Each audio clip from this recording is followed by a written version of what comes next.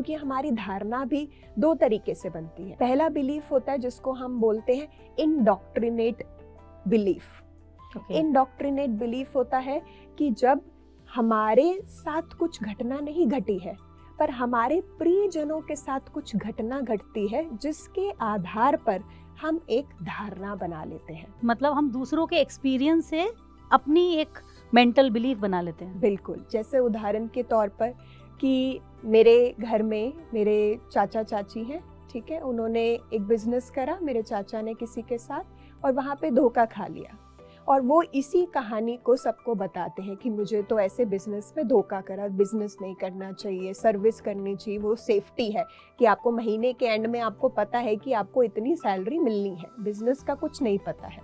तो ऐसे ही वो बच्चा सुन रहा है ना, वो लड़का या लड़की कोई भी हो सकता है जो इन बातों को सुन रहा है, तो उसके अंदर ये धारणा बन सकती है कि हाँ मैं आगे जाके बिजनेस तो बिल्कुल नहीं करूँगा क्योंकि उसमें धोखा मिलता है, मैं तो सर्विस में ही जाऊँगा।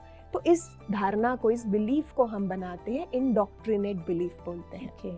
और दूसरा जो हमारे बिलीफ बनता है उसको बोलते हैं एक्सपीरियंशियल बिलीफ। एक्सपीरियंशियल बिलीफ होता है कि जो हमारे साथ हुआ हो, हमने कभी उसको एक्सपीरियंस किया हो, उसके आधार पर मैं अपनी एक धारणा बना लेती हूँ। फिर अब हम आगे जब भी जाएंगे किसी रिश्ते में तो वो इंसान क्या करेगा, बड़ा कॉशियस रहेगा क्योंकि उसने वो एक्सपीरियंस कर लिया है और उसी से ही वो जीवन को जीने की कला करेगा। तो इन दो तरीके से हम धारणाएं बना लेते हैं। तो ऐसे ही विश्वास का भी धारणा है कि आपने विश्वास को लेके आपके पीछे अनुभव कैसे रहे हैं, लोगों को लेकर, जीवन को लेकर और सबसे बड़ा अपने आप को लेकर।